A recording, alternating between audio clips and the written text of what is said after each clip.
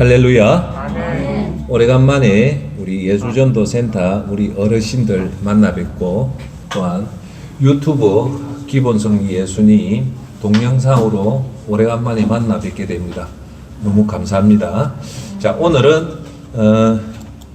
마태복음 7장 1절로 5절까지 말씀으로 오늘 설교는 산상수훈 5번째 시간입니다. 예수님 말씀했던 산상수훈 5번째 시간으로 오늘 설교 제목은 성숙한 그리스도인입니다. 어떤 사람요? 성숙한 그리스도. 예. 성숙함의 반대는 뭡니까? 미성숙함이죠. 오늘은 산상수훈 마태복음 7장 1절 5절로 말씀을 통해서 특히나 여기 계시는 우리 시니어 우리 사모님, 우리 선생님들 연세가 지금 다 70, 80이니까 정말 성숙에 대해서 오늘 한번 내 자신을 돌아봐야 됩니다. 나이는 많은데 우리가 정말 성숙해야 된다. 그래, 그 부분에 대해서 오늘 보도록 하겠습니다. 자, 저한테 비춰주시죠. 감독님, 저한테. 제가 지금 유튜브하고 오프라인에서 제가 갑자기 사라졌어요. 사라졌기 때문에 센터장으로서 그간 어떤 일이 있었는가에 대해서 제가 조금 말씀을 드려야 될 것 같습니다. 제가 2월 20일부터 그 정상이 어떤 정상이 있었냐면 좀 말씀을 드릴게요.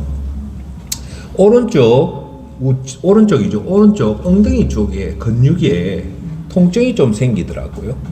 그래서 별 대수롭지 않게 여기고 그래서 우리 집사람 말 듣고 저는 빨리 병원에 가서 주사를 맞고 약을 먹어요. 그래서 주사를 맞고 약을 먹었는데 조금 나아지더라고요. 그래서 지난 두 번째 주 그 월요일 날 예배 인도하고 가는데 이 통증이 살아들 기미가 안 들어요. 그래서 뭐 별 대수롭지 않게 그 쉽게 말해서 근육통, 담이 와서 제가 담이 좀 잘 걸려서 담이 와서 그렇겠다고 생각했는데 이 통증이 담 통증하고 또 틀려요. 그래서 이상하다 싶었는데 그 다음날 자고 오는데 통증이 안 가셔요. 어느 정도냐면 결론부터 얘기하면 지금 엉덩이 근육에 엉덩이 근육이 한 6가지가 있는데 그 안쪽에 이상근이라는 근육이 있어요. 이 근육이 오래 앉아 있으면 이 엉덩이 근육이 여러분들 같이 강하면 그 근육이 앉아 있는 근육을 해주는데 이 엉덩이 근육이 약해지면 이 조그만 이상근이 이 사람 몸의 체중을 다 받아내야 돼요. 근데 이상근이 사람의 몸의 체중을 받을 만큼의 근육의 크기가 아니고 우리가 앉으면 정상적인 사람이 이 엉덩이 근육이 이걸 받아내야 되는데 제 같은 경우는 이 엉덩이 근육이 많이 약해졌는가 봐요. 근데 저는 그걸 몰랐는데 제 체중이 94kg인데 이 이상근이 이 94kg짜리 그 체중을 지탱하니까 이게 못 견뎌내는가 봐요. 그래서 이 이상근에서 염증이 생겨서 이 이상근이 어떠냐면 척추에서 굵은 신경이 다리까지 내려가는데 그게 엉덩이 근육을 지나가면서 그걸 누르고 있는 게 이상근이 누르고 있대요. 그래서 이상근에 염증이 생겨서 이 신경을 누르니까 이게 어느 정도냐면 이 신경을 누르는데 자지러질 정도 말씀 들어봤죠. 몽골은 이게 너무 아파서 그래서 제 방에서 화장실 가는 한 5발 이 엉덩이 근육이 걷는데 중요하잖아요. 걷는데 앉는데 힘만 들어가면 자질러져요. 이 신경이 눌려져서. 그래서 제가 제 동기가 있는 병원장으로 있는 그 정형외 가서 물어보니까 대번에 이게 지금 아직도 오른쪽 하체가 지릿지릿해요. 그 얘기를 한까 친구가 대번에 디스크래요.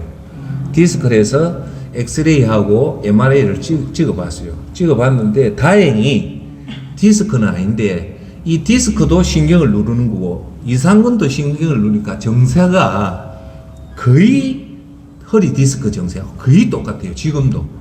그래서 물리치료를 받았는데 의외로 이게 빨리 안 나아요. 그래서 오늘도 사실은 못 놀 상황이었는데 지금 너무 제가 예배를 너무 많이 빠졌고 또 우리 유튜브에 계신 분들이 상황을 제가 도저히 설명을 안 해서 다들 궁금해 하셔서 오늘은 와서 제가 여러분한테 얘기를 합니다. 그래서 일주일에 2번씩 스테로이드성 그 주사를 이 엉덩이하고 척추하고 주사를 맞고 집중적으로 치료를 했고 한 25일 동안 거의 침대에 누워 있었습니다. 서 있질 못하고. 그래서 이 치료를 하니까 알다시피 그 제가 뭐 선생님들 앞에 사모님 앞에 어린 나이인데 고작 60이 됐는데 아이고 제가 많이 놀란 거예요. 너무. 그래서 하면서 제가 누워 있으면서 여러분한테 꼭 드리고 싶은 게 2가지를 느꼈어요. 뭐냐면 제가 건강 관리를 안 했으면 뭐 내가 건강 관리를 안 해서 이렇게 아프다고 하는데 저도 남들만큼 건강 관리를 했거든요. 했는데도 이렇게 아프니까 제가 느낀 게 2가지예요. 2가지. 첫 번째가 뭐 설마라는 말하고 건강 관리에 대해서 제가 좀 말씀을 드릴게요. 설마가 뭡니까? 내가 설마 아프겠나?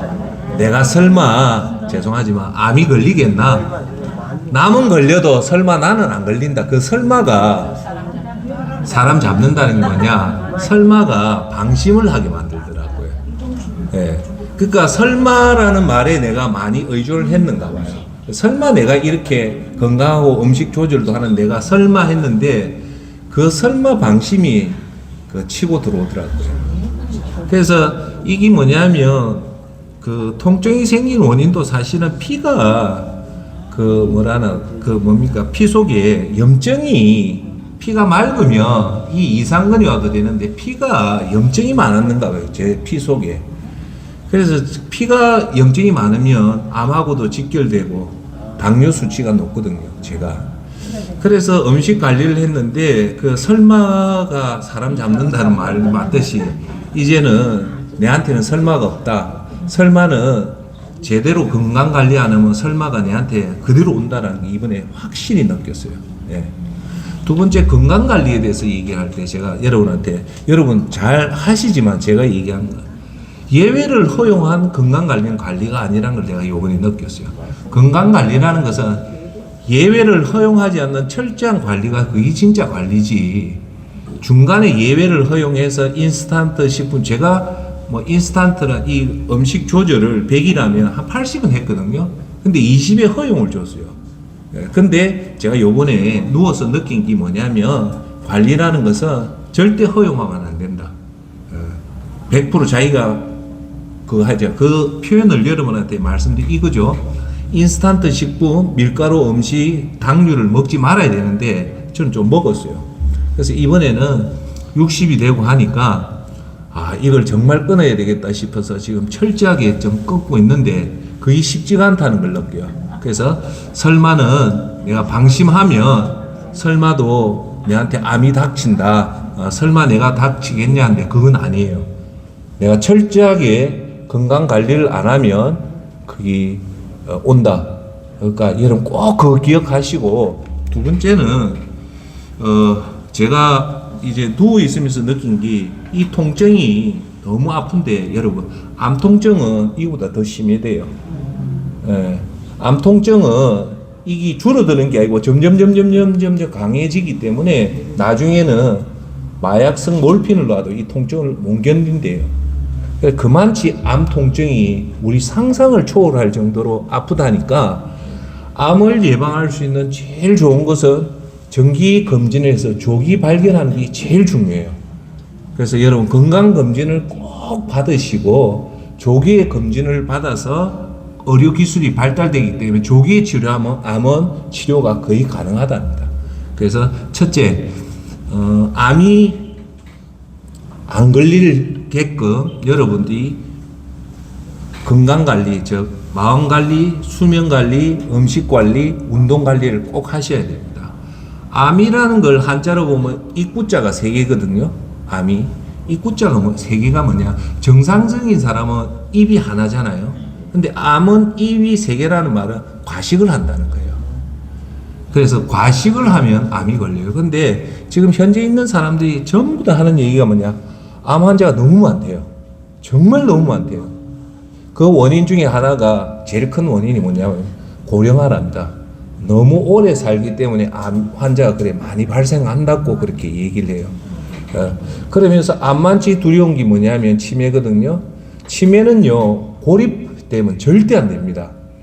고립된다. 집에서 혼자 있으면 거의 100% 치매가 와요. 그래서 여러분들 같이 이렇게 예수전도센터에 노는 이 걷는 것이 너무너무 중요해요. 예. 그리고 이렇게 교류하고 머리를 쓰고 하는 게 너무너무 중요한데요. 제가 이 유튜브 보시는 분한테 얘기 좀 말씀드리고 싶고 이제 넘어갈 거는 뭐냐면 75이 중요해요. 75. 75은 65 이전에 건강관리가 75에 그 건강이 된대요. 예. 근데 왜 75이 중요하냐면 75 이후부터 근육이 줄어들어요. 그래서 결국은 핵심은 뭐냐? 핵심은 따라합시다. 걸으면 살고 누우면 죽는다. 왜요? 누우면요 근육이 손실이 와요. 근육 손실이 와서 걸어 다닐 수 있는 근육을 손실해버리면 그때는 끝이에요. 우리 모친이 그래 된 거예요. 그래서 지금 여러분들한테 제일 중요한 거는 근육이 중요해요. 그 근육 중에 다리 근육만 키울 수는 없거든요. 왜? 우리 전체 몸에 근육이 있어야지 해요. 그래서 건강한 사람은 70이든 80이든 90이든 병원에 누워있다 놔도 걸을 수만 있다면 근육이 다시 살아나요. 그런데 문제는 누워있다가 지금은 괜찮죠. 75까지는 괜찮고 80인데 80이부터 여러분 누워있다가 근육 손실 나서 걷는 거조차 하면 그때 큰일 나요. 그러니까 75 이후부터는 여러분들이 각별하게 훈련하지만 걷는 거에 대해서 각별하게 신경을 써서 그렇게 좀 해주시면 너무너무 감사합니다. 진리 말이 뭡니까? 건강의 말은 천국의 진리는 건강할 때 지키라는 거예요. 예. 그래서 요즘요 24시간 간병인의 비용이 얼마냐? 500만 원이랍니다. 24시간 간병하면 500만 원이고, 예, 한 달에. 그 다음 제 반시간, 반나절 하면요, 240만 원이랍니다. 그래서 지금요, 여러분 주위에 부모 나이에 30이면 자식 나이거든요.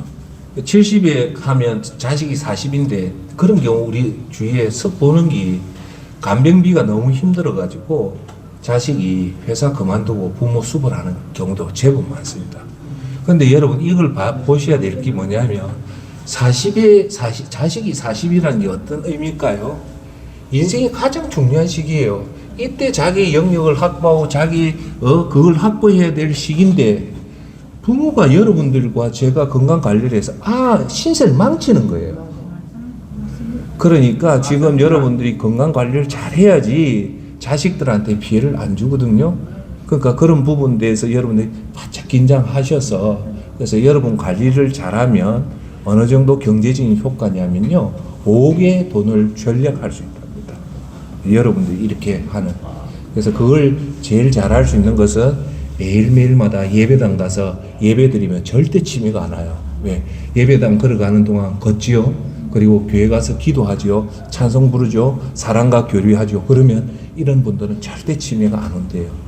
근데 세상 사람은 운동을 하지만 우리들은 매일매일 하나님 앞에 교회 가고 제가 뭐 또 중요해서 하나만 더 얘기하면 정말 치매 없이 기도하다 가는 것이 제일 좋아요. 제가 뭐 나이 드신 목사님 얘기를 딱 들어보면요 정말 믿음 생활 잘한 사람들은 임종 때 그 얼굴들이요 웃는 얼굴이 나온대요. 왜 웃는 얼굴이 나오냐면요 제 얘기가 아니고 정독성 목사님이나 곽선임 목사는 이 나이가 지금 거의 90대 분들이 얘기 들어보면요 왜 웃냐 그 얘기를 해줘요. 죽을 때 이 땅을 떠날 때 천국을 본대요. 뭔가를 본대요. 그 보면 자연적으로 웃는 웃음이 나온대요. 그래서 그거는 여러분 이 땅에서 지금 여러분한테 제일 중요한 부분이잖아요. 정동석 목사님은 LA 나성교회 그 정동석 목사님 제가 제일 존경하는데 89인가 90인데요. 그분이 하시는 말씀이 제 얘기가 아니고 그분 말씀이 이 세상이 지긋지긋한 세상이래요.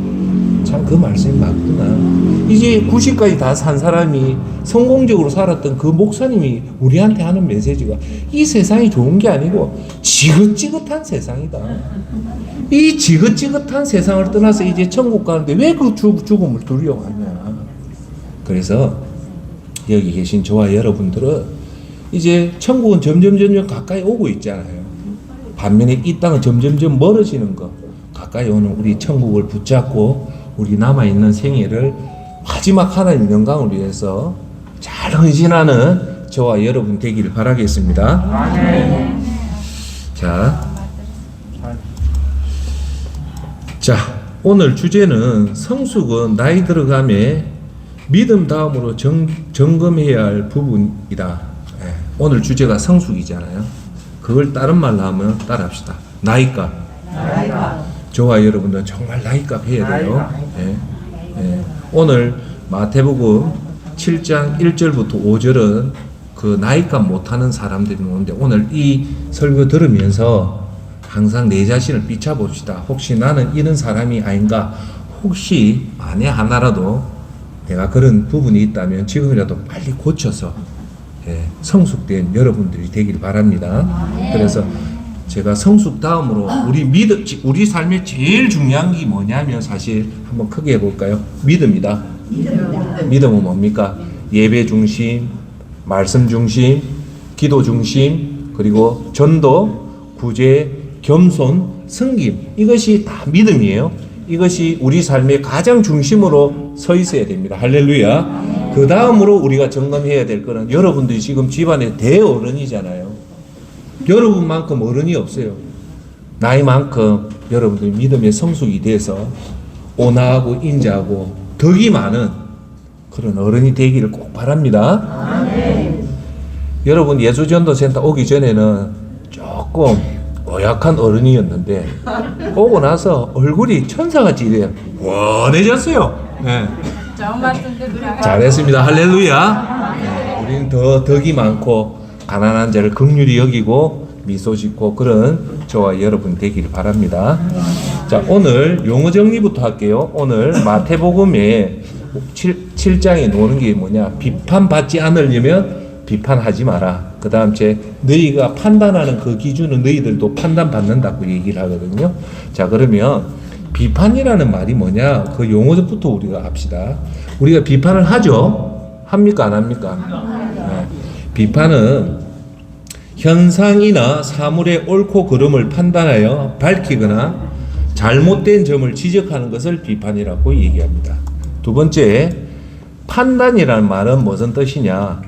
사물을 인식하여 논리나 기준에 따라 판정을 내리는 것이 판단입니다. 즉, 사람이 잘못된 점을 지적하는 것이 비판이고 어떤 기준에 니는 잘했다 못했다 판정을 내리는 것이 판단이다. 자, 그러면 우리가 고개 들어보세요. 여러분들은 비판도 하고 판단도 하죠. 어른이니까. 자, 그러면 예수님은 과연 제일 중요한 겁니다. 예수님은 우리 보고 판단을 하라느냐? 그리고 비판에 대해서 예수님은 어떻게 말씀하시냐면 오늘 산상수훈의 본문 주제인 7장 1절부터 2절에 이렇게 얘기합니다. 첫 번째, 비판을 받지 않으려면 비판하지 마라. 즉 뭐냐? 비판하지 말라는 거예요. 왜?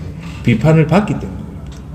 오늘 저와 여러분들이 이 별 대수롭지 않게 여겼던 이 비판에 대해서는 꼭 이 가슴에 두서 비판을 가급적이 하지 마라. 왜? 비판을 하면 비판을 받게 된다는 거예요.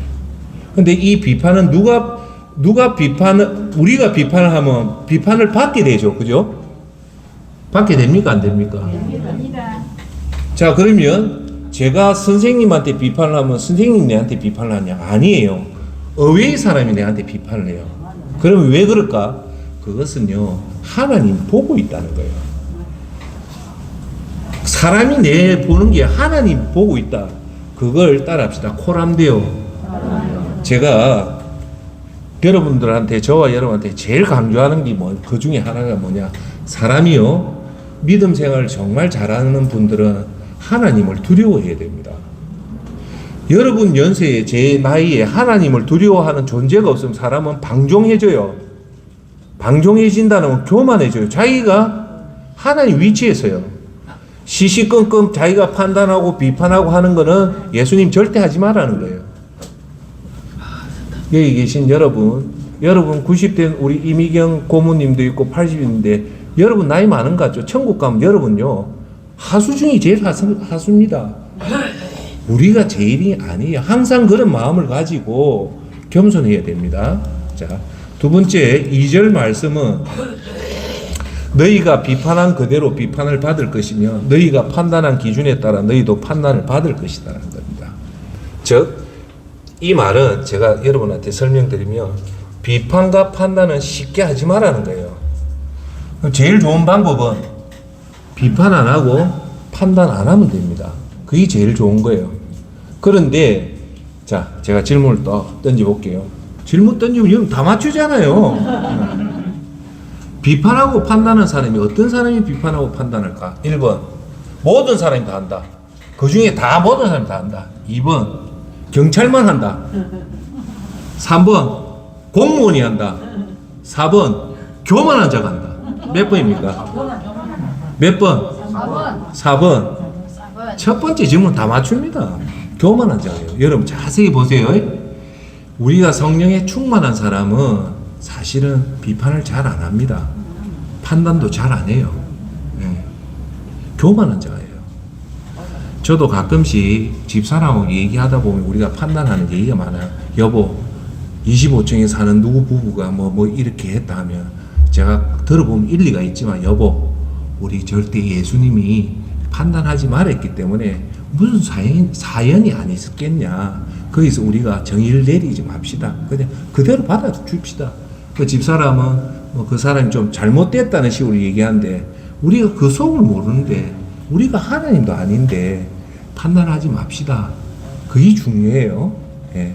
그리고 제가 여러분한테 하나 말씀드리면 제 친한 친구 중에 한 친구가 있었는데 그 친구가 그 결혼을 할 때 이 우리 친구의 처가 하는 말이 왜 자기하고 내가 우리 남편을 신랑으로 삼았는 그 이유를 하는데 제가 그 얘기도 참 감동을 받았어요. 뭐냐?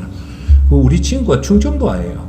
농구를 저하고 같이 했는데 하는 말이 우리 창희 씨는 연애하면서 단 한 번도 다른 사람을 험담을 안 하더라는 거예요. 그게 너무 마음에 들더라는 거예요. 사람을 판단하거나 비판 안 한다. 참 그 내 좋은 친구지만 참 멋진 친구다. 예.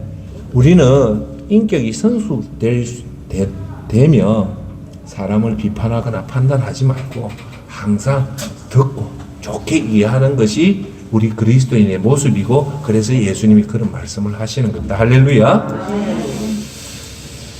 자, 저한테 비추소.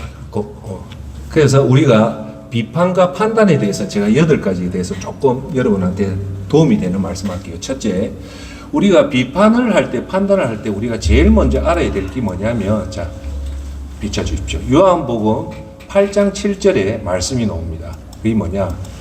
사람들이 그 자리에 서서 계속해서 묻자 예수님께서는 몸을 일으켜 그들에게 말씀하셨습니다.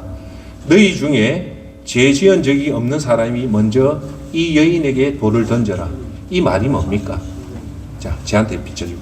이 그거죠. 예수님이 간음한 여자가 붙잡혀 와서 돌로 맞아 죽을 그 순간에 예수님이 거기 있는 군중 보고 한 말이 이 말입니다. 너희 중에 죄 지은 적이 없는 사람이 먼저 이 간음한 여자한테 돌을 던져라 했을 때 이 소리를 듣고 거기 모였던 군중 중에 돌을 던진 사람이 있습니까? 없죠. 다 돌아갔습니다. 그리고 나서 예수님이 뭐랍니까? 다 돌아와서 나도 너를 정죄하지 않는다. 다시는 죄를 짓지 말았고 그 얘기를 하잖아요.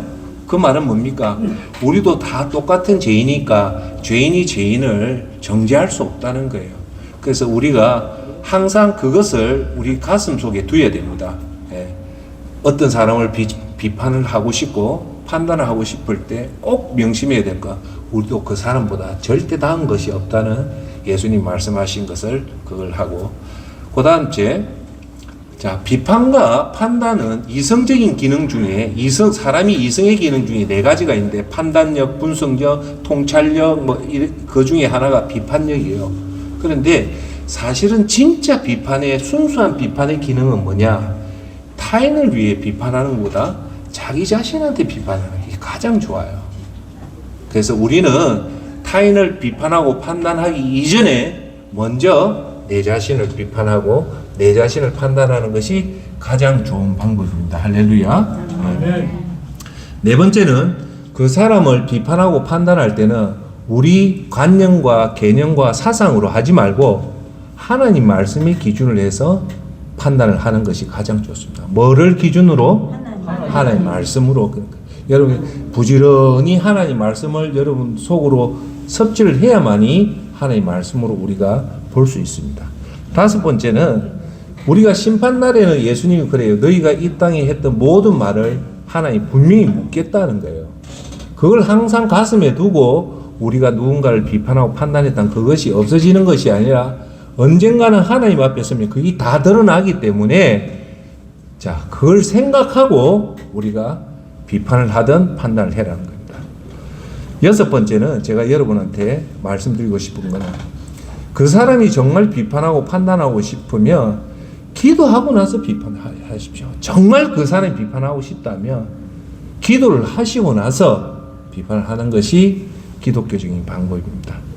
여섯 번째는 여러분 명심해야 될 게 비판하기 전에 내 자신이 그 비판하고 판단할 자격이 있는가를 곰곰이 한번 생각해 보세요. 내가 과연 그 사람을 비판할 자격이 있고 판단할 자격이 있는가를 곰곰이 생각해 보면 노입니다. 여덟 번째, 일곱 번째는 그만큼 신중하게 판단하고 나서 비판을 해라는 게 끝으로 비판과 판단을 할 때는 상식에 근거해서 해라. 상식이 뭡니까? 자, 배고픈 사람한테 우리가 밥을 주는 건 상식이죠. 비상식은 뭡니까? 배고픈 사람한테 밥을 안 주고 빰떼기 주는 건 이건 뭡니까? 비상식이잖아요. 그 상식은 모든 사람이 다 알고 있는 거예요. 그래서 저 사람은 진짜 비판받아도 된다 할 때는 가급적이면 저와 여러분은 비판의 그 대열에 서지 말고 물러서서 기도하는 그런 성숙된 오늘 주제는 뭡니까? 성숙된 사람이다. 다른 사람은 그래도 여러분들은 그렇게 하지 않는 여러분이 되길 바라겠습니다. 넘어갑니다. 요거는. 자, 그래서 제가 하나 여러분한테 하면 비판에 요것만 얘기 좀 합시다. 제가 유튜브에 올리다 보면 유튜브에 그 유튜브들을 보는데 지금 어떤 유튜브가 보면 이런 얘기인데 제 비추이소 어떤 영감인데 이 사람이 우리나라의 모든 목회자를 다 비판을 해요. 하도 기가 차가지고 유명한 사람 30명 40명 대놓고 판단할 때 내가 유심히 봤어요. 그래서 내가 느낀 것이 있는데 그게 뭐냐면 그 사람이 예수님 자리에 앉아 있는 거예요. 그러면 안 돼요. 제가 뭐랬습니까 방금? 상식의 기준을 두서 비판해야 됐죠. 그냥 대한민국의 모든 목회자를 상식으로 보면 조금 흠점도 있고 진짜 우리가 비판해야 될 건데 이 사람 모든 걸 비판해요. 그럼 지가 예수님이지. 그래서 우리가 여러분들 보시면 여러분 나이는 제 나이 되면 거의 점쟁이 되잖아요. 무슨 점쟁이 되냐? 사람 얼굴 관상 보면 대충 알잖아요. 그래요, 안 그래요? 사람은 거의 관상대로 갑니다. 얼굴이 자비롭고 인자한 사람들이 그 속에도 그렇고. 그래서 우리가요, 얼굴이 온유하고 혈기가 없고 공손하고 목소리가 부드러운 사람들은 대체적으로 우리가 신뢰합니다. 제가 좋아하는 LA 한인교회 정동석 목사님이 89인데요. 목소리가 그래 좋고 온유하고 혈기 안 부립니다. 제가 오늘 여기 계신 저한테도 얘기하고 선생님 사모님한테 얘기하면 연세 들어가 절대 분기탱천한 그 바람은 절대 안 됩니다. 그 나이 헛먹은 거예요. 사람은 나이가 들면 들수록 여러분 나이엔 절대 화내면 안 돼요. 아시겠죠? 네. 저는요, 사람의 인격은 첫째 하나님이 알고, 두 번째 내 자신이 알고, 세 번째 내를 제일 정확하게 아는 사람이 누굴까요? 내 가족입니다. 아내하고 자식이 제일 정확하게 합니다. 그래서 저는 사실은 정말 인정받고 싶은 사람이 누구냐면 집사람하고 우리 애들입니다. 왜요? 그 애들이 나를 정확하게 보거든요. 그래서 우리 집사람이 당신 참 믿음이 좋다면 그 소리가 난 제일 좋아요. 왜? 제일 가까이 있는 사람이 제일 보거든요. 그 오늘 말하는 위선자가 뭡니까? 밖에서는 그래야지만 집에 들어와서 전혀 딴판으로, 그건 그리스도인이 아니에요. 제가 아까 전에 말한 그 유튜브는요, 나이 들어가지고 제가 보니까 한 70대인데 분기탱천해가지고 지가 막 화를 내고 하는데 전에가 한 소리 하려다가 뭐. 여러분, 큰 소리 친다고 올바른 게 아닙니다. 진리는요, 진실은 큰 소리 안 쳐도요, 진리를 알릴 수가 있어요.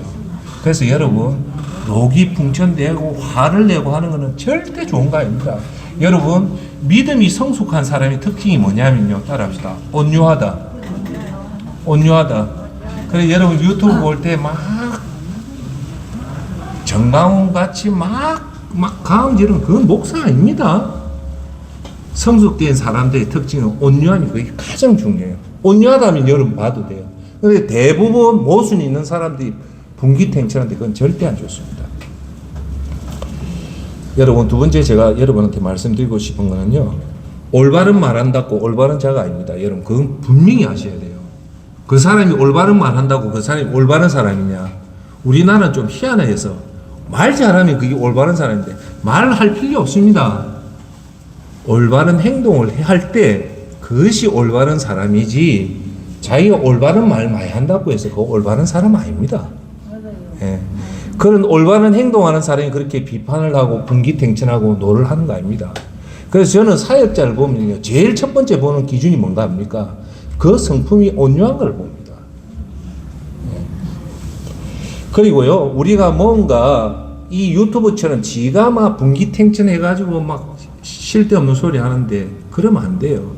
정말로 그 사람이, 그 목사가, 어떤 단체가 이단이면 한 사람이 정죄하는 게 아니에요. 위원회가 여러의 지혜로운 사람이 모여서 그걸 결정하는 거예요. 그래서 여러분, 대법원에서 합의제 판사가 뭡니까? 대법관 8명이 모여서 하는 게 헌법 소원 아닙니까? 그리고 유태인들 사내들인 공회도 어떤 죄가 있다면 제사장 한 명이 아니라 여러 제사장이 모여서 공회를 이뤄서 거기서 죄를 평가하는 거예요. 그래서 중요한 것은 사람 혼자가 지가 판단하는 게 아니에요. 할렐루야. 네. 그래서 그런 걸 꼭 명심하시고 그렇게 하시면 됩니다. 제가 오늘 여러분한테 뭐 말씀이 나와서 제가 재밌는 얘기 간단하게 한번 할게요. 때는 바야흐로 제 기억에 2024년이죠. 한 10년 전인가 그래야 되죠. 2012년경이에요. 그때 당시 때 조금씩요, 길거리에 전봇대에 보면 예수 재림 해가 지 사진 놔놓고 재림주 예수 해가지고 지 사진 놓고 겁없이 그래 붙여놓더라고요. 네. 그래서 내가 가만히 있으면 되는데 도저히 안 되겠다 싶어 전화를 했어요. 전화를 하니까 전화 받대. 받던 내가 또 그때는 좀 한 성격을 해서 이해해 주시거든. 야, 이 사람아, 네가 재림주 아까 이 사람이 깜짝 놀란 거예요. 친절하게 안녕하시면 하는데 내가 대뜸 하는 거야. 야, 이 자식아, 네가 재림주가 아까 그게 아니래. 재림주인데 자기는 재림주가 아닌데 그 밑에 자기 사진을 붙여놓은 거래. 야, 이 자식아, 그 말도 맞죠? 그러면 일반 사람이 막 가면서 그걸 보면 니를 재림주라 생각하지. 네가 말한 것처럼 그게 맞나니까. 그래 얘기를 하다가 은성이 좀 더 가만히 있어라 임마, 내 니 찾아간다 그러니까 벌벌벌 떨더라고요.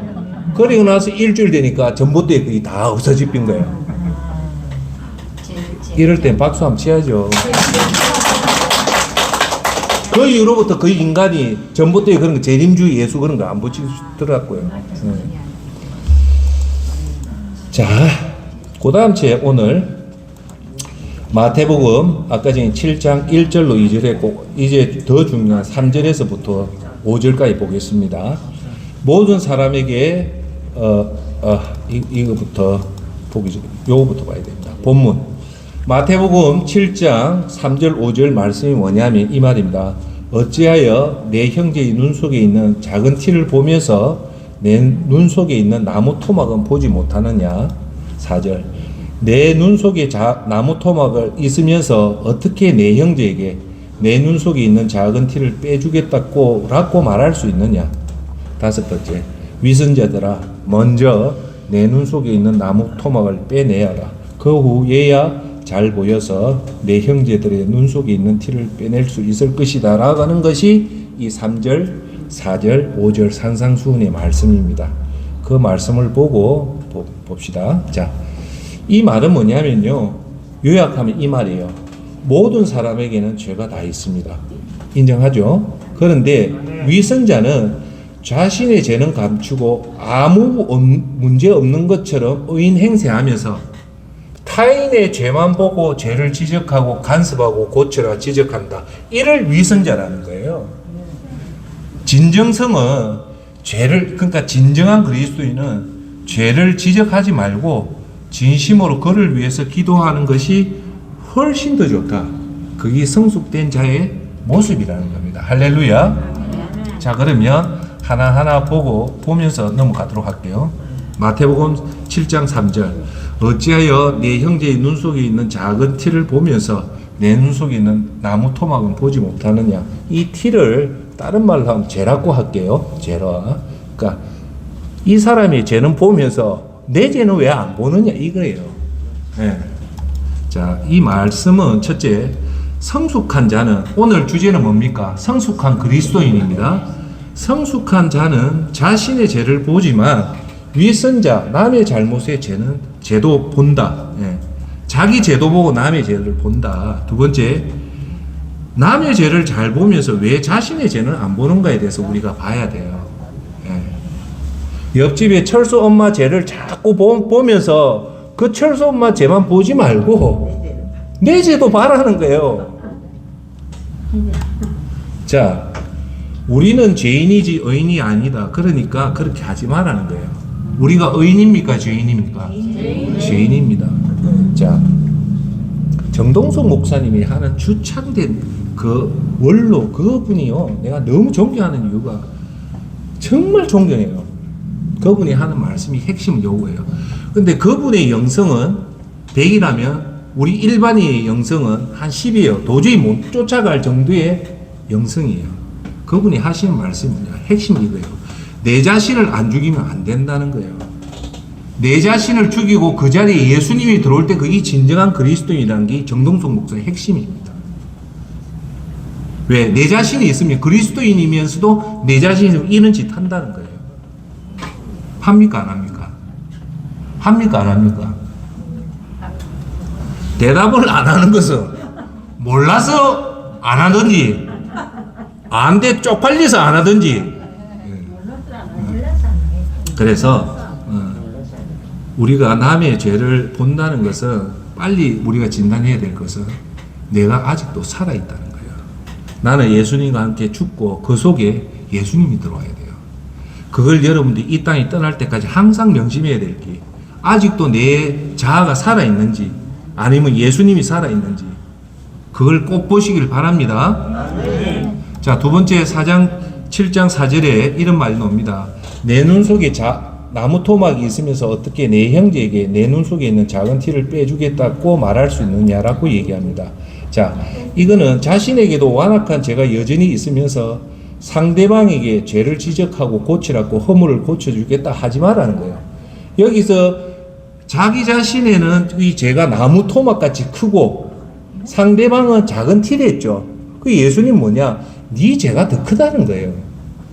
네 죄가 크면서도 왜 다른 사람 보고 벌써 지적하냐 이거예요. 하해라 하지 마라 하지 마라는 겁니다.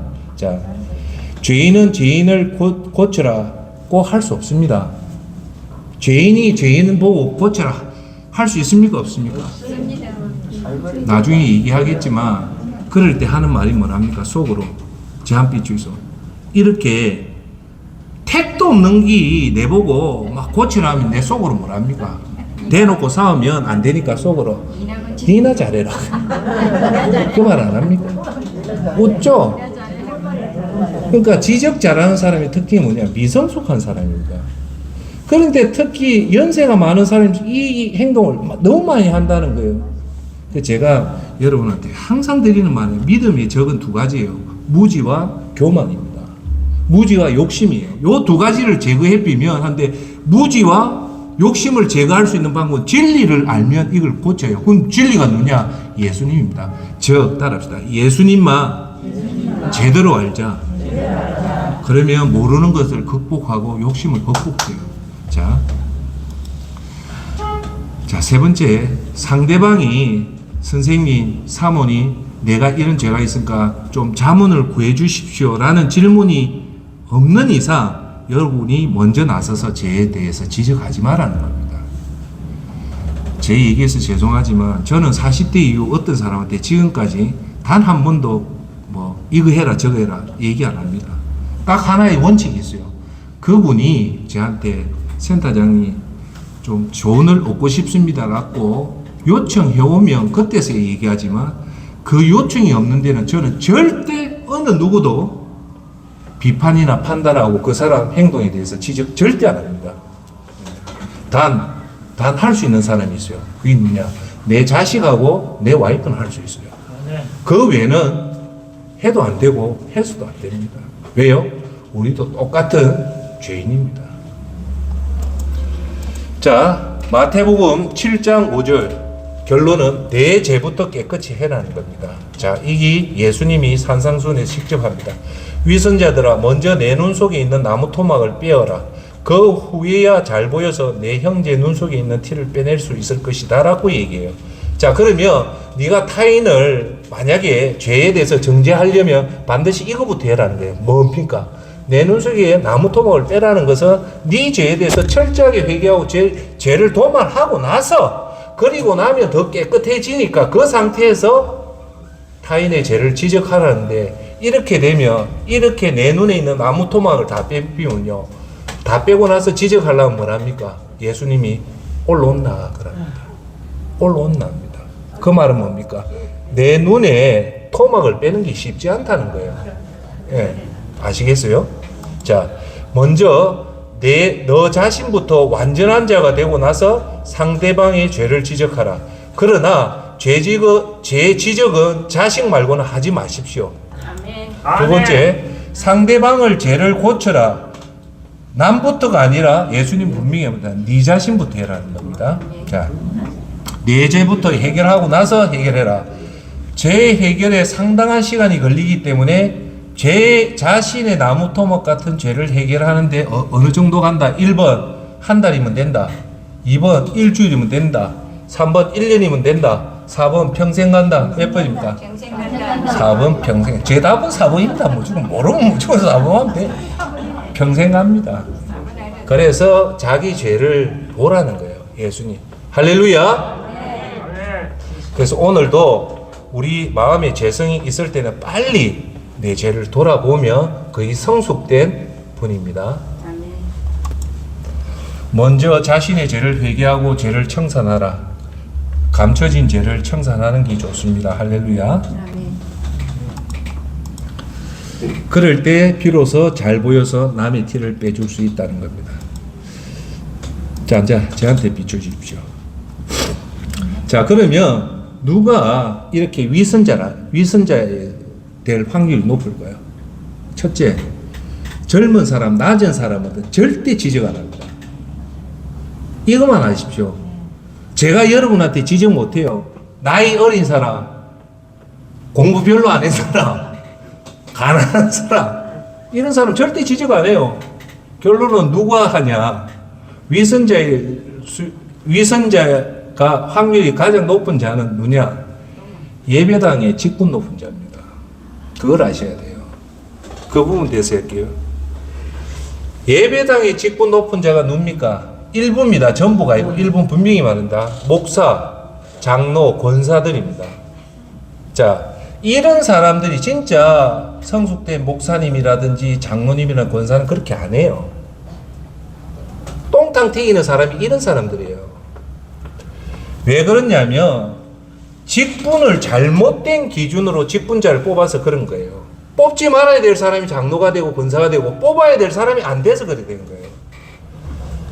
그래서 저는요, 뭐 지금부터 얘기하지만 장로를 피택하면 장로를 해서 이제 교인한테 투표를 내가 3분의 2 이상이 장로가 될 때 그 장로 후보자 중에 반드시 들어가야 될 게 성경 시험을 쳐야 돼요. 성경 시험 쳐서 그 시험 점수를 공개를 해야 돼요. 그래가지고 시험 쳐가지고 50점 이하 이렇게 돼가지고 성도들이 판단하게끔 해야 돼요. 왜 그런 말 하는 거 아닙니까? 지금 신학교 놓은 목사가요, 고린도 전후서도 안 읽고 놓은 목사가 많습니다. 장로님들요, 많이 알 것 같지만 세상 그 경험으로 얘기하지 성경을 놔놓고 얘기하라면 거의 몰라요. 너무너무 몰라요, 진짜. 예. 그래서 장로는 돈 많고 11조 많이 하는 사람 장로가 되면 안 되고, 성경을 제대로 알고 성경을 깊이 알고 영성이 풍부한 사람들이 장로가 되어야 됩니다. 그게 디모데 전서에 놓는 장로 기준입니다. 네. 자, 여기서 예배당 직분에 대해서 조금 얘기할게요. 예배당 직분, 즉 목사님, 장로님, 권사님, 안수집사님은요, 잘 명심해야 됩니다. 우리 성도를 섬기라고 주는 직분이에요. 예수님이 그래 얘기했거든요. 우리가 높이 올라가면 갈수록 섬기는 자세를 가져야 돼요. 그런데 현실은 하나님 믿음을 인정해서 주는 자리가 아닙니다. 장로를 주고 권사를 주고 목사를 주고 믿음이 좋아서 주는 걸로 지금 착각하고 있다는 거예요. 의로운 것과 정의가 있어서 주는 것이 아니고 성도를 섬기라고 주는 직분인데, 일부 목사가 이를 악용해서 자격 없는 사람들을 장로를 만들고 권사를 만들다 보니까 이런 문제가 탄생하는 거예요. 이렇게 잘못된 사람 직분을 받으면 착각을 해서 자기가 받았던 그 장로 직분, 권사 직분, 목사 직분이, 잘 들으십시오, 이것이 곧 자기 인격이고 이것이 곧 자기 믿음이라고 착각해도 너무 큰 착각을 하기 때문에 교만한 행동이 나오는 거예요. 네. 자, 그러면 왜 우리가 사람들이 이렇게 사람들을 정죄하고 심판하고 할까요? 첫 번째, 세 가지가 있어요. 첫 번째, 하나님을 두려워하지 않아서 그래요. 하나님을 두려워하는 자는 절대 사람을 쉽게 정죄를 못해요. 두 번째는 뭐냐? 제일 중요해요. 구원관이 잘못되어 있어요. 구원관만 바로 딱 잡힌 사람은요, 결코 그렇게 사람을 정죄를 못합니다. 왜요? 내 자신이 심령이 가난해지고 내 자신이 애통해지고 내가 온유한데 뭘 사람을 지적을 하겠습니까? 저는 제 아들한테도 지적 잘 안 해요. 세 번째, 진정한 목회자가 바르게 가르치지 않아서 그래요. 잘못을 잘못됐다고 정확하게 지적해야 될 이런 의로운 바르게 된 목회자가 없어서 지금 이 난리가 난 거예요. 저는 이걸 뭐라고 우리 조국교회를 죄송하지만 뭐라고 얘기하냐면 집단 체면 상태에 걸렸다고 생각해요.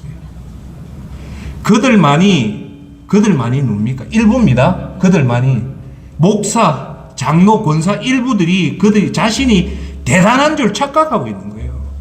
그런데 세상은요, 욕하고 조롱하고 있는데 예배당 안에서 잘못된 목사가 잘못된 장로, 잘못된 권사 만나서 그들만의 세상을 만들어 가니까 그런 거예요. 제가 질문을 드릴게요. 이분들이 성경을 제대로 하는, 목회자도 성경을 몰라요. 진짜 모릅니다. 그러니까 기교적인 설교를 하지 진짜 깊이 있는 성경의 말씀에 그 깊이 있는 걸 두고 좀 조용히 그거 합니다. 자, 보세요. 여러분 판단은 내가 나중에 얘기하겠지만 목회자의 임무는 다른 거 없어요. 설교 잘하는 게 아니에요. 어떻게끔 우리 성도들을 예수님 말씀에 접근해서 예수님화를 시키는 것이 그게 목회자의 목적이에요. 그렇게 할 수 있는 방법은 딱 하나밖에 없어요. 성경을 그분들한테 정확하게 잘 가르치고 그분들이 성경에 의해서 예수님을 닮아가려고 옆에서 도와주는 게 그게 목사예요. 할렐루야. 네. 그런데 성경도 모르고 하니까 어디서 자꾸 설교에 그것만 보고 그거 보고 설교를 잘하려고 해서 그렇지 그게 필요 없어요. 제가 항상 하는 얘기가 뭐냐, 목사는 설교 못해도 돼요. 자기 삶이 본이 되는 삶을 살면 성도들은 따라오지 말아요. 따라옵니다. 세상에 나가서 전도하냐? 안 해요. 사회적 약자를 돕냐? 이런 사람 안 도와요. 거짓말 잘하죠. 세상에 나오면 몰인정하죠. 긍휼도 없죠. 반면에 말은 너무 많죠. 간섭이랑 간섭 잘하죠. 세상에 나가니까 돈만 알죠. 즉 세상에서는 소금 역할 전혀 못합니다. 굳은 일, 험한 일은 아예 안 합니다. 인정욕구 강하지. 그러니까 세상 사람은 이런 모습을 다 알고 있어요. 여러분, 사람의 평가는요, 우리 교인의 평가는 교회에서 하는 게 아니고 세상의 세상 사람의 평가입니다. 두 번째가 하나님이에요. 세상에는요, 진짜 그리스도인과 가짜 그리스도인을 알까요, 모를까요? 압니다. 그래서 이런 현상이 일부 목회자 때문에 지금부터 제가 보여드릴게요. 세상 사람들이 뭐라고 얘기합니까? 니나 잘하라죠. 네? 자, 지금부터 동영상 한번 봅시다. 잠시만요. 잠시만요. 세상에서 어떻게 얘기하는가?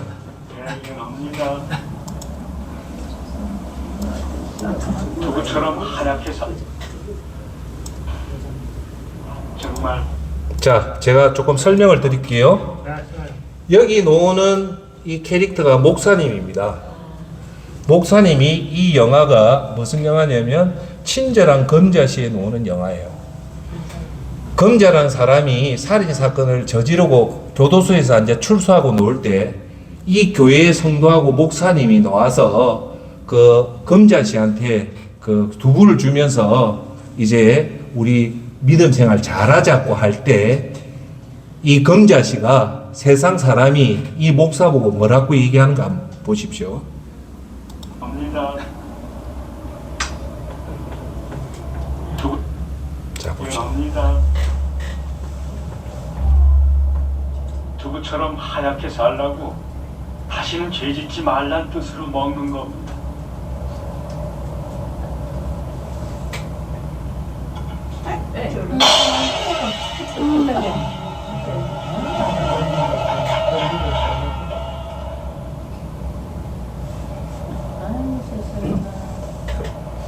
너나 잘하세요.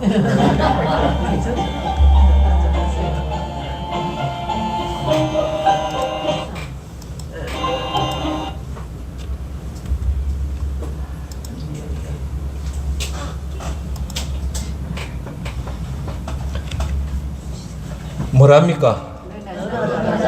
이게 지금 세상에서 기독교인 보는 시각이 정확합니다. 너나 잘하는 거예요. 너 그리스도인이라고 우리를 나무랄 필요 없다. 너나 잘하라는 거예요. 예. 자, 1차 교인들의 평가는 교회 내 목사님이 하는 게 아니고요. 세상 사람들이 평가합니다. 세상 사람은요, 진짜 그리스도인과 가짜 그리스도인을 정확하게 합니다. 왜 이럴까요? 그 이유는요, 예배당 안의 모습과 세상 안에서 사는 모습이 전혀 다르기 때문입니다. 예배당 안에서는 거룩한 자가 세상에 놓으면 세상 사람보다 더 악하다는 거예요. 그래서 법 전문가인 제 얘기가 아니고 판사하고요, 검사가 제일 싫어하는 직업이 뭐냐? 목사랍니다. 왜요? 목사가 그래 죄를 많이 짓는답니다. 그러니까 여러분 설교 이 간증 들어보면요, 판사님들 간증, 검사님들 간증 반드시 나오는 게 뭐냐? 자기가 교회에 안 나온 이유가 목사 때문이래요. 왜요? 재판을 해보면 이 너무 많은 이 대부분이 목사고 그 중에 장로래요. 여러분, 성범죄를 제일 많이 일으킨 3위 안에 어떤 직업이 들어가는 겁니까? 목사가 들어갑니다. 그러니까 자기들은 일부입니다. 자기들은 뭐 기름 부음 받은 자라고 택도 없는 소리 하지만 기름 부은 사람이 어디 목사입니까? 아니에요.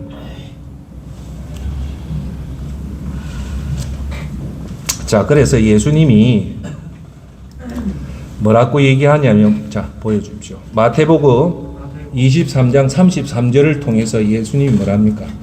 뱀들아, 너희 독사의 자식들아, 지옥의 심판을 너희가 어떻게 피할 수 있느냐? 이걸 예수님이 누구한테 얘기합니까? 일반 성도가 아니고 바리새파 율법학자들, 교회 지도자들, 지금으로 치면 목사, 장로들한테 하는 소리가 뭐랍니까? 이 염소야, 이 사자야 라고 안 하죠. 뭐랍니까? 독사의 새끼들하고 얘기하는 거예요. 그럼 예수님이 몰라서 그럴까요? 아니라는 거예요. 왜 이런 얘기를 할까요? 네 죄는 그득한데 네 죄는 숨기고 일반 성도의 죄를 뭐라고 하니까 예수님이 택도 없는 소리 하지 말라는 겁니다. 마태복음 12장 34절의 말씀입니다. 독사의 자식들아, 너희가 악하면서 어떻게 선한 것을 말할 수 있겠느냐고 얘기하면서 교회 지도자를 보고 뭐라냐? 독사의 자식들하고 얘기합니다. 자, 마태복음 3장 6절 7절은 세례 요한이 얘기합니다. 세례 요한이 또 뭐라 하냐면 수많은 바리새파 사람들과 사두개파 사람들이 세례를 받으러 왔습니다. 요한은 그들을 보고 이렇게 말합니다. 뭐랍니까? 독사의 자식들아, 누가 너희에게 다가올 하나님의 벌을 피하라고 일러 주었느냐라고 얘기하죠. 예수님도 말하고 세례 요한도 뭐랍니까? 교회 지도자들, 위선자를 뭐랍니까? 독사의 자식이랍니다. 이걸 잘 명심해야 됩니다. 모든 목회자한테 하는 게 아니겠죠. 위선하는 자한테 하는 거예요. 그러면서 오늘 제가 여러분한테 드린 말씀이 뭡니까? 제 비추시오. 뭡니까? 혹시 이 설교를 들으면서 나는 여기에 해당되지 않는가를 한번 보라는 거예요. 성숙한가. 예. 자, 그러면 이제부터 해결책에 대해서 좀 여러분한테 얘기할게요. 우리가 죄인이면서도 왜 비판을 하고 판단을 하고 그리고 내 눈에 가득한 죄가 있으면서도 다른 사람이 죄에 대해서 정죄하고 뭐라 하고 그렇게 할까요? 내가 나이가 많고 뭐 한다지만 그 해결책은요. 첫 번째 뭐냐? 자, 보십시오. 팔복에서 나옵니다. 산상수훈의 5장, 6장, 7장에 제일 먼저 나오는 게 8가지 복을 검명하거든요. 예. 우리가 성숙되려면 사람에 대해서 정죄를 안 하면 팔복에 제일 중요한 첫 번째, 심령이 가난한 자가 되어야 됩니다. 할렐루야. 아멘. 아멘. 팔복은 다시 한번 더 내가 팔복을 지금 본격적으로 안 했는데 이거예요. 팔복은요. 기도할 때 꼭 팔복을 기도하십시오. 무슨 기도요? 팔복 기도. 이거예요. 이거예요. 하나님, 제가 심령이 가난한 자가 되게 도와주십시오. 그렇게 해야 돼요. 심령이 가난하면 모든 우리 믿음의 출발은 심령이 가난한 데부터 출발합니다. 우리가 첫 심령만 가난해지면, 마음이 아니고 심령이 가난해지면 내 자신의 문제를 보지 타인의 문제를 못 봅니다. 심령이 가난해진 자가 어떻게 되냐면 애통하게 돼요. 그 두 번째 복. 애통하게 되고 온유하게 되는 자를 뭐라고 얘기하면 그게 섬기는 자가 되고 겸손한 자가 되는 겁니다. 할렐루야. 아멘. 우리가 꿈에도 그리는 우리의 자아를 몰아내고 예수님의 모습이 드러나면요, 우리가 사람들한테 어떤 모습으로 비치냐면요, 겸손하고 섬기는 자가 돼요. 자, 그러면 지금 중요한 얘기합니다. 우리가 이 오매불망 그리는 겸손하고 섬기고 직분이 높아지면 높아질수록 겸손해지고 섬기고 낮아지는 마음은 심령이 가난하고 애통하고 온유한 자가 될 때만 이것이 가능한 거예요. 할렐루야. 그러니까 우리가 교만해지고 사람을 평가하고 더 그렇게 못된 모습을 나타내는 이유는 딱 3가지라 보면 됩니다. 첫째, 심령이 가난하지 않고, 두 번째, 자기 자신의 모습을 보고 울지 않는 애통한 자가 아니고, 세 번째, 온유한 자가 되지 않아서 그런 겁니다. 할렐루야. 아멘. 두 번째, 애통하는 자는 복이 있나니 그들이 위로를 받을 것이요. 세 번째, 온유한 자는 복이 있나니 그들이 땅의 기업을 받을 것이요. 라고 얘기합니다. 자, 여러분 오늘 꼭 명심해야 될 것은 우리가 오늘 설교의 주제는 성숙되고 우리가 목사가 되든 장로가 되든 나이가 많은 어른이 되든 그럼에도 불구하고 사람을 정죄하지 않고 성숙된 자가 되려면 여러분들이 반드시 첫 번째가 뭐냐? 심령이 가난한 자가 돼야 돼요. 할렐루야. 심령이 가난하고 그 다음 애통하는 자가 왜 애통할까요? 내가 심령이 가난하니까 내가 죄인이단 말입니다. 그러니까 우는 거예요. 내가 내 자신을 컨트롤 못하니까 그걸 우는 거예요. 내가 죄를 이기려고 노력했는데도 죄를 여전히 못 이기니까 그걸 우는 거예요. 그럼 왜 울까요? 내 죄성에 대해서 아직도 여전히 내가 죄인으로서 죄인답게 사니까 그것에 대한 눈물이 노는 것이 애통한 자입니다. 할렐루야. 그러니까 내가 내 자신도 건사 못하는 이래 행편없는 사람이라니까 눈물이 쏟아지는 거예요. 눈물이. 그런데 자 보세요. 이렇게 눈물이 쏟아지는 사람이 다른 사람을 비판하고 정죄하고 판단할 수 있을까요? 못합니다. 즉 우리가 애통하지 않고 심령이 가난하지 않으니까 거짓을 하는 거예요. 그러니까 우리가 온유한 자, 심령이 가난하고 애통하면요, 자연적으로 나타나는 품성이 뭐냐 따라합시다. 온유한 자가 됩니다. 그래서 온유한 자가 중요하다는 이유가, 온유한 자는 벌써 뭐를 갖추고 있다는 말입니까? 심령이 가난하고 애통한 자가 많이 온유하기 때문에 온유가 그만치 중요하다는 거예요. 할렐루야. 자, 두 번째는요. 두 번째 우리가 명심해야 될 게 뭐냐면, 첫 번째는 팔복의 세 가지, 두 번째는 뭐냐면요, 성령 충만해야 됩니다. 우리가 왜 자꾸 죄성이 드러나냐면 뭐 못해서 그래요? 성령 충만하지가 않아서 그래요. 성령 충만은 뭐냐? 내 자신이 십자가에 죽고 성령님이, 예수님이 힘을 받는 건데, 그 성령 충만을 하려면 세 가지가 필요하다. 뭐냐? 예배에 참석하고 말씀을 읽고 묵상하고 기도할 때만이 우리가 성령을 충만해진다는 겁니다. 할렐루야. 그게 두 번째예요. 자, 세 번째는 뭐냐면, 해결책이 뭐냐면 올바른 구원관입니다. 구원관이 바로 되어 있어야 돼요. 할렐루야. 예배당 생활과 세상 속 생활이 똑같으려면 구원을 안 받았는데 자신이 구원받은 줄 착각하는 게 뭐냐면 직분 때문에 속는 거예요. 네. 여러분, 제가 얘기하겠지만 제대로 구원받은 자는 절대 위선자가 안 됩니다. 그러니까 다른 사람을 핑계하고 죄를 정죄하는 사람을 사실은 깊게 들어가 보면 구원관이 잘못되어 있어요. 그 말은 더 정확하게 하면 구원을 안 받았는데 자기는 구원받은 줄 착각하고 있다는 거예요. 네. 자신을 하나님 말씀에 근거해 잘 감시해야 됩니다. 그래서 하나님을 무수하고 방종하지 않고 늘 자기를 반성하고 성찰을 해야 돼요. 할렐루야. 자, 그러면 내가 자꾸 남을 지적하고 이렇게 하려고 하면 뭘 해야 된다? 내 구원을 돌아봐라는 거예요. 구원의 단추가 제대로 바뀐 사람은 절대 남을 정죄 안 합니다. 그 내가 자꾸 남을 정죄하고 한다면 구원이 잘못됐다고 보면 됩니다. 네 번째 해결책은요, 아예 하지 마십시오. 뭐라고요? 아예 하지 말라는 거예요. 그게 제일 좋아요. 왜냐? 잠언서 9장 7절 8절에 이런 말을 합니다. 비웃는 자를 꾸짖는 사람은 오히려 모욕을 받게 될 것이고 악한 사람을 책망하는 사람은 해를 입을 것이다. 비웃는 자를 꾸짖지 마라. 오히려 미움만 산다. 지혜로운 사람을 꾸짖으라. 그는 내 꾸지람을 고맙게 생각할 것이다. 라고 얘기합니다. 즉, 사람 앞에 꾸짖어가지고 듣는 사람은 없다는 거예요. 할렐루야. 사람은요, 지적한다고 바뀌는 게 아니고 사랑을 줄 때 그게 바뀌어요. 그래서 교육의 최고는 가정교육이에요. 세상은 잘못했기 때문에 매를 때리잖아요. 그래서 여러분, 교도소 가가지고 교화받고 사람 변하는 사람이 있습니까? 절대 안 변해요. 그런데 사람은 언제 변할까요? 나는 죄를 지었음에도 불구하고 매를 안 맞고 사랑이 않는 그 은혜를 받을 때 사람이 변해요. 그걸 은혜를 줄 수 있는 건 세상에 딱 한 군데밖에 없습니다. 가정입니다. 가정이에요. 자, 그래서 빨리 얘기해 줄게요. 티를 빼주겠다. 죄를 지적하는 거는요, 첫째, 죄를 지적해서 좋은 것 하나도 없습니다. 여러분들이 사람한테 죄를 지적해가 좋은 것 없다는 거예요. 두 번째, 죄를 지적해가지고 좋아하는 사람은 아무도 없다. 세 번째, 40대 이후의 사람은 부모가 아니면 지적하지 마십시오. 그분이 40대 이상이면, 내가 그 사람이 부모가 아니면 죄에 대한 지적하지 마십시오. 네 번째, 형제간이라도 하지 마십시오. 다섯 번째, 장남에게 상속의 법을 균등하게 주는 이유가 이겁니다.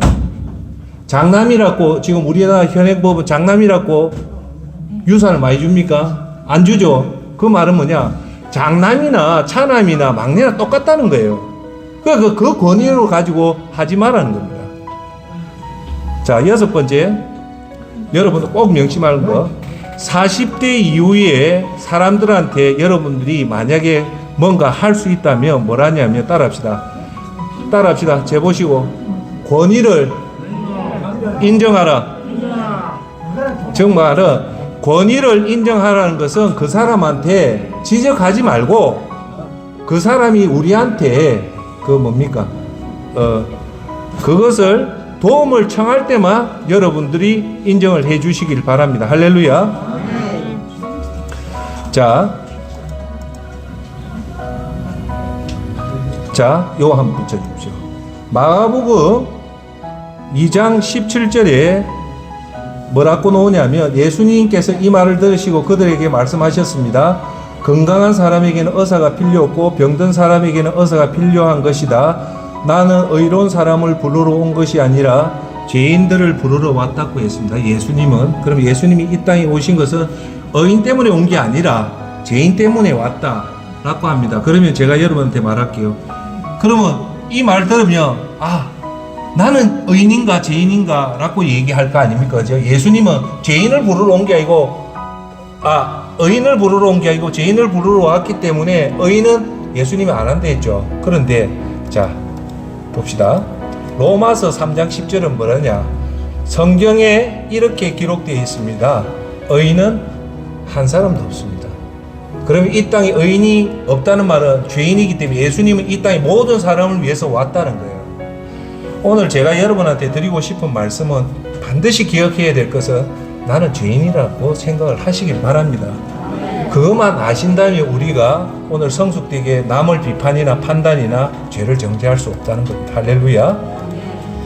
자, 아멘.